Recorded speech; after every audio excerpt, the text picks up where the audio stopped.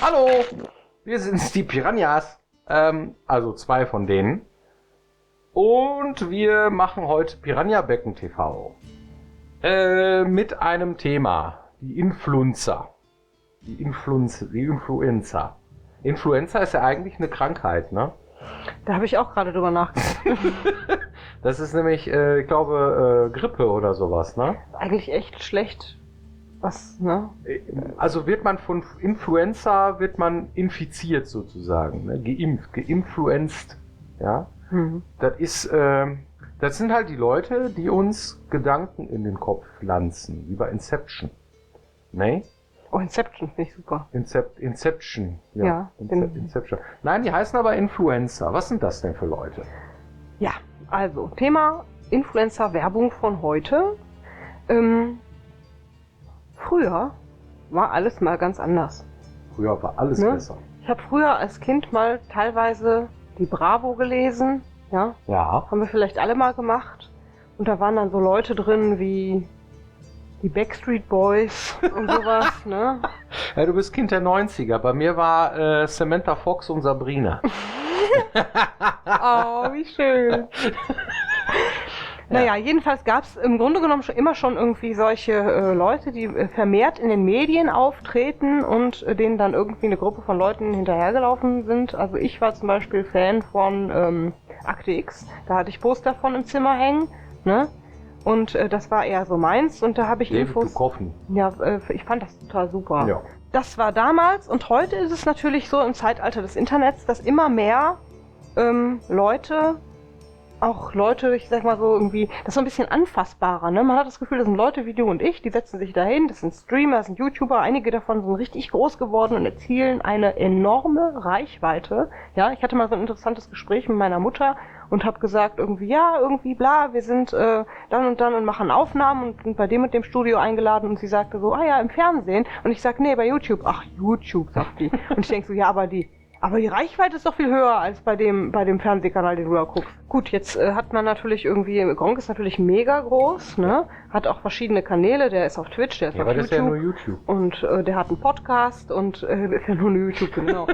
Da gibt es natürlich auch ganz andere Kaliber für verschiedene Themen, in unserem Fall hier für Gaming, aber auch natürlich für Beauty und News und Kochen und was weiß ich, was es da alles gibt. Und früher waren irgendwie, ne, für uns als Leute, die Spiele machen, ne, haben wir irgendwie so einen Publisher am Start, der dann guckt, wie kann man das Ding vermarkten. Da hat man immer versucht, so in der Marketingphase, so kurz vor Release, versucht, das Ding an den Mann zu bringen und zu verbreiten. Wie hat man das gemacht? Wen hat man da angesprochen? Unterschiedlich, aber auf jeden Fall Leute von der Presse. Ne? Das heißt, die Printmedien, die waren da noch sehr viel präsenter, die sind ja rückläufig. Viel mehr wird jetzt im Internet geguckt, jeder hat ein Handy, jeder hat ein Tablet-PC zu Hause irgendwie und guckt da mit dem Rechner auch irgendwie im Browser, was ist denn jetzt aktuell und so weiter und dann kloppen die sich eher um die entsprechenden Plattformen, anstatt dass man irgendwie Zeitschrift irgendwie kauft oder so. Ne? Das ist immer eine Sache. Ja, mit wem hat man noch gesprochen? Natürlich auch mit den entsprechenden Leuten, die Plattformen anbieten, wie Microsoft und Sony, die waren wichtig, das sind sie immer noch. Das heißt also, PC ist cool, ja, aber auch Xbox und PlayStation sind für uns nicht unwichtig, keine Frage. Ne? Also das ist ein Riesenmarkt und so. Mit solchen Leuten hat man gesprochen. Ja, mit wem hat man noch gesprochen? Mit Leuten beim Fernsehen eigentlich eher weniger, ja. Also WDR, Westdeutscher Rundfunk, hat schon sehr viel Interesse an uns immer gezeigt in der Vergangenheit. Einfach aus dem Grund, weil wir halt auch Nordrhein-Westfalen sind hier, ne? Und dann ist es halt irgendwie so die Lokalmatadore aus dem Ruhrpott so, das war schon interessant so. Aber das war auch eigentlich immer sehr, sehr selten. Die meisten Leute, die halt Influencer waren, so, ne, wenn man das jetzt im übertragenen Sinne sagen mag, das waren Leute, die Zeitschriften gemacht haben und hier die CDs, die DVDs, die da drin waren. Das heißt, der Content, der da drauf war, waren ja auch Videos da drauf und irgendwelches Material, Demos konnte man sich da runterladen und so weiter. Man kennt diese Dinger. Und das waren die Leute, mit denen man gesprochen hat. Also ganz klassisch die Spielepresse. Und Ja. das hat sich mittlerweile gewandelt, ja. Es gibt halt Dinge, die haben auch Publisher erkannt. Früher war es so irgendwie, da gab es ein paar Leute im Internet irgendwie und wenn man Glück hatte, war mal da einer bei, der mit seinen Videos mehr Reichweite erzielt hat. Mittlerweile gibt es welche, auf die man sich verlassen kann, dass sie sehr viel Reichweite erzielen. Und das sind keine gelernten Reporter. Das heißt, wenn man sein Spiel zum Beispiel der Spielepresse gibt, was ja auch immer noch aktuell ist und interessant, auch für uns, dann wird das Spiel natürlich professionell kritisiert von den Journalisten, die sich das Ding angucken, wird bewertet und wird wieder entsprechend hochgeladen und vielleicht auch auseinandergepflückt, wenn man Pech hat. Aber bei den ganzen YouTubern, Streamern und so da draußen, das ist grundsätzlich tendenziell ein dankbareres Publikum, das nicht direkt irgendwie ein Spiel nimmt, um es zu kritisieren, um eine Kritik darüber zu machen, sondern um es erstmal zu genießen. Aber in der Regel ist es ja tatsächlich so, dass die Leute, die Spiele bekommen von Publishern, die dann einfach zocken und vorstellen, viel mehr. Ne? Ja. Und da kann man natürlich eine Menge reißen. Und auch da ist die Sache im Wandeln irgendwie. Während kleinere YouTuber und Streamer zum Beispiel immer noch anfragen, irgendwie mittlerweile zuhauf, ob sie irgendwie kostenlos Spiele abgreifen wollen, ist es so, dass die Großen von den Publishern angefragt werden mittlerweile, ob sie denn bereit sind, ihr Spiel zu spielen. Das ist natürlich, irgendwann gibt es so einen Knuck und dann denkt man, ja, das wäre jetzt eigentlich eine richtig geile Werbung fürs Spiel, möchte der das vielleicht spielen? Und dann dreht sich auf einmal der Spieß um und solche Leute werden unwahrscheinlich interessant. Also Gronkh sind wir sehr dankbar, dass er unser Spiel gespielt hat, bevor es rauskam, 3 Monate vorher. Ja, weil es halt dadurch sehr viele Leute von unserem halt uniken Setting überzeugt hat. So, am Anfang waren alle sehr skeptisch, weil wir aus der Fantasy-Ecke kamen. Ne? Und der Gronkh hat das gespielt und so, und auf einmal hatte das Ding ein Gesicht. Es hatte irgendwie für viele Menschen irgendwie, so ist das gemeint, ja, das kann ich mir vorstellen und so. Das hat uns immens geholfen. Das haben sich 300.000 Leute angeguckt oder noch mehr. Ja. Ne? Ich glaube, 500.000 oder so Leute haben sich das dann im Endeffekt angeguckt und das hat uns natürlich sehr geholfen. Ne? Es ist ja auch so, dass in dem Moment, wo Publisher ein Interesse daran haben, dass große Leute ihr Spiel zeigen, wird ein Business Case draus. Ne? Ja. Und gerade in Übersee ist es mittlerweile fast unbezahlbar, wenn nicht richtig, richtig teuer, einen großen YouTuber, sag ich jetzt mal exemplarisch für die anderen, dazu zu kriegen, dass er dein Spiel überhaupt spielt. Das heißt, wenn der nicht entsprechend Kohle dafür sieht, dann fasst das gar nicht erst an. Ne? Oder du hast einen absoluten Glücksfall. Wie wir hatten, ne, mit Kukanich beispielsweise. Der hat unser Spiel auch gemocht und ist auch ein großer Streamer. Und ist zufällig drüber gestolpert. Und der fand das super und hat das gespielt und hat noch auf einen anderen großen Titel gewartet und so lange hat er uns gespielt. Und das war toll. Ne? Und ansonsten können Publisher jemanden vielleicht auch einfach buchen. Wird zum Beispiel gerne gemacht auf Messen. Ne? Auch zum Thema Influencer hier wieder Lightning Cosplay, die haben wir nämlich zum Beispiel gebucht. Ja. Da war natürlich nicht nur, dass die, also hatte nicht in Bezug auf, dass sie das Spiel spielen, sondern dass sie halt in dem Fall Kleidung anfertigen aus den Rüstungen des Spiels und dann auf einer Bühne präsentieren und so. Und die haben natürlich auch auf ihren Social-Media-Kanälen wieder eine große Reichweite und präsentieren dort die Rüstungen unseres Spiels. Das ist cool. Oder machen ein Cosplay-Kit, das andere dann wieder nachbauen können, um sich selber Kostüme zu machen. Wir hatten, ne? Wir hatten In Extremo im Spiel. Ist auch eine coole Synergienutzung gewesen damals und so. Ne? Ja. Es war natürlich ein riesen Aufwand und hin und her und so weiter und es ist auch immer schwierig, dann die Sachen miteinander zu verknüpfen. Aber das hatte natürlich auch schon eine Reichweite erzeugt, ganz einfach, weil halt eine mittelalterliche Band irgendwie in unserem Spiel war. So, ne? Man darf aber nicht vergessen, irgendwie die großen, Influencer ist ein doofes Wort, ne? Ich finde das total doof. Hat sich aber etabliert, was nützt ja nichts, ne? Deswegen sage ich immer gerne lieber YouTuber, weil das irgendwie netter klingt. Ja, aber stimmt, das erschränkt die Sache natürlich so ein, ne? Ist eigentlich Quatsch, ne? Also exemplarisch dafür, wenn die ein Spiel mögen und die haben ein Riesenpublikum, dann steckt das tatsächlich natürlich die Zuschauer auch an und die mögen dann in der Regel das Spiel auch. Ja. Im Gegensatz dazu, wenn die ein Spiel bashen, dann basht das auch die Community. Das hat so einen Effekt, ne, auf die Masse, den man nicht unterschätzen darf. Ne? Und dann, deswegen ist das natürlich auch, also heutzutage immer interessanter. Zu Presseevents zum Beispiel, zum Zeitpunkt kurz vorm Release, werden nicht nur die Pressejournalisten, also die Gaming-Presse eingeladen, sondern mittlerweile auch die großen YouTuber und Streamer, die sich auch für das Spiel interessieren könnten. Die werden mit eingeladen, weil deren Meinung sehr stark die Leute beeinflusst, ob sie ein Spiel kaufen wollen oder nicht. Ja, man kann sich ja heute aussuchen, wer dein Spiel bewertet. Und wenn man sich so einen Streamer oder YouTuber anguckt und nicht nur seine Meinung übernimmt oder so, sondern man kann sich tatsächlich aussuchen. Ja, damals war es Markus Lanz oder Thomas Gottschalk bei Wetten, dass. Hat man sich Wetten, dass angeguckt oder eben nicht? Heute ist das so, ich gucke mir Elex an. Welchen Streamer gucke ich mir an? Welchen Let's Play gucke ich mir an? Wer passt zu meinem Geschmack irgendwie, dass ich beurteilen kann, ob das Spiel was für mich ist oder lass mich einfach irgendwie berieseln von dem Spiel oder irgendwas anderes. Ne? Das heißt, ich kann mir auch Leute raussuchen, die so ticken wie ich selber. Ja, das ist nicht nur, dass sie mich beeinflussen, sondern dass ich auch beeinflusse, ja, wen ich gucke.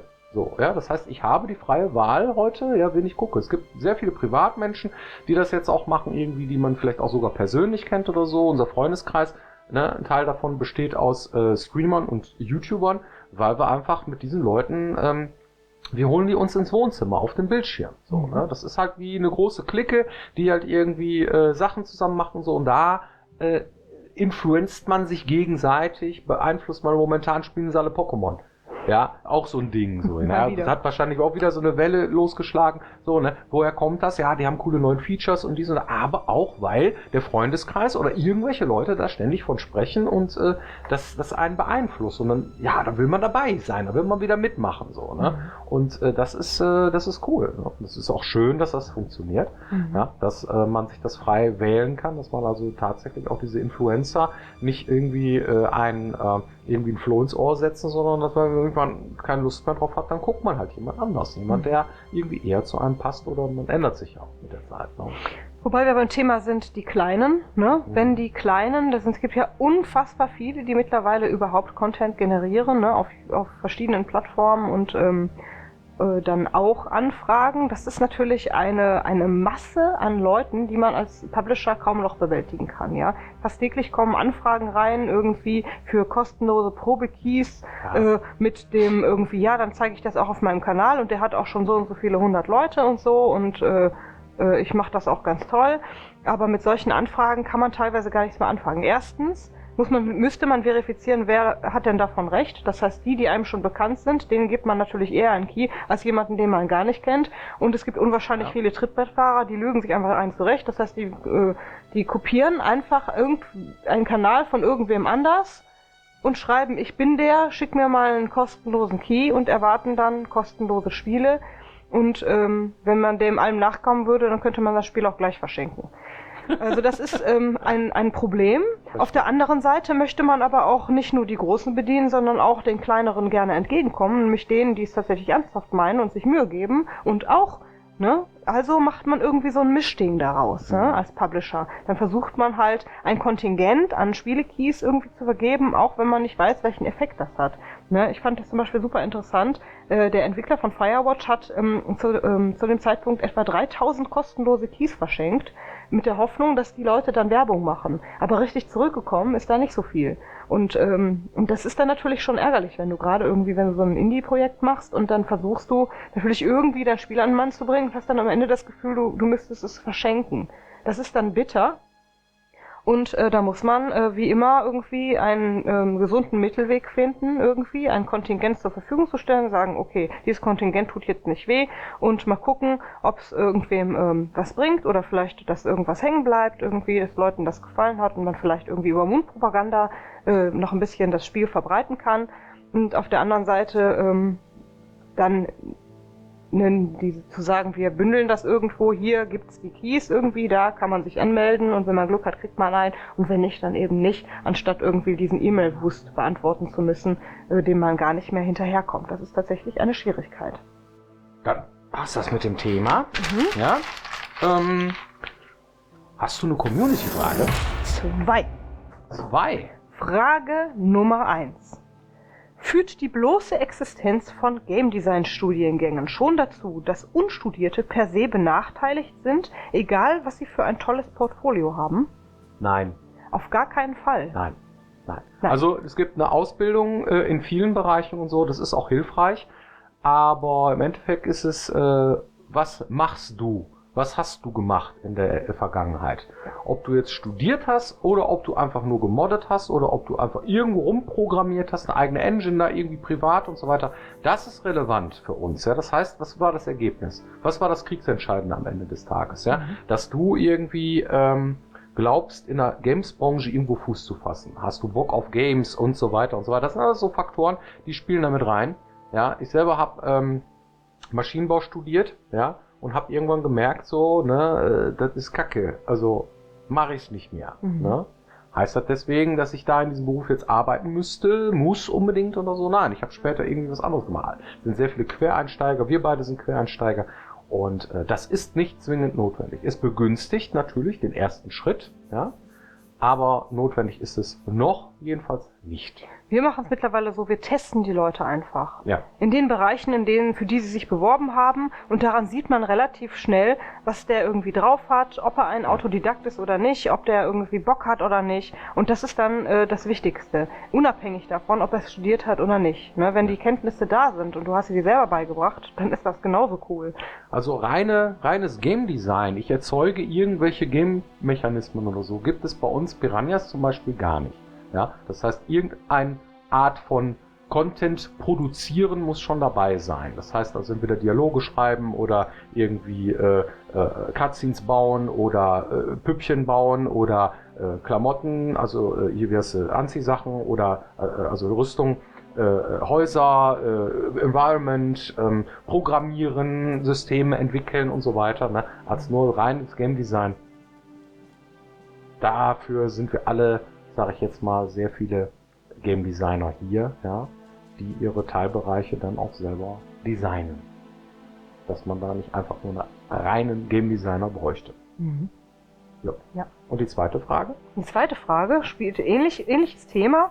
Da hat jemand geschrieben, ich hatte gehofft, ihr beantwortet meine Community-Frage bezüglich, ob ich mit Ende 30 noch Game Design studieren sollte. Ja, also erstens, bei uns spielt Alter tatsächlich keine Rolle. Nee. Wenn derjenige das, wofür wir ihn halt benötigen kann, und wenn der Bock hat, dann kann er 20 oder 50 sein. Hauptsache, der macht das und hat da auch Bock drauf. Das also ist das Wichtigste. Wichtig ist halt, die Fähigkeiten sich anzueignen. Richtig. Ne? Nicht nur einfach den Schein zu haben, das bringt nichts, ne? Sondern bei Projekten mitgearbeitet zu haben und so weiter. Und da spielt es auch keine Rolle, wie viel Jahre man alt ist, sondern es ist eher eine Rolle, spielt, wie viel Praxiserfahrung man hat mit den entsprechenden Sachen. Das heißt nicht, dass man in der Games-Branche gearbeitet haben muss, aber zumindest, dass man, wie lange und wie intensiv hast du dich mit der Materie beschäftigt, die du hier machen willst.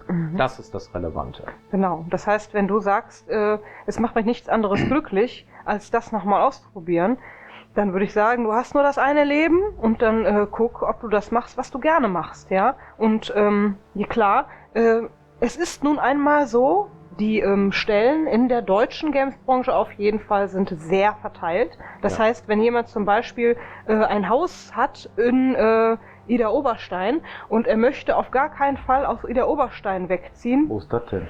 Keine Ahnung, habe ich mir jetzt ausgedacht.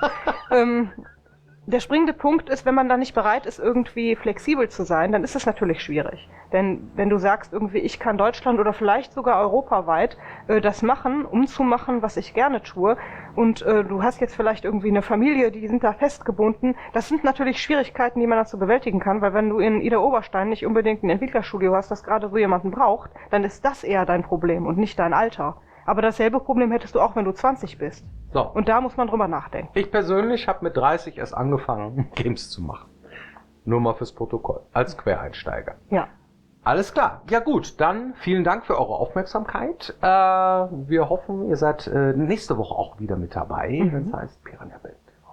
Genau. Macht's gut. Tschö. Ciao.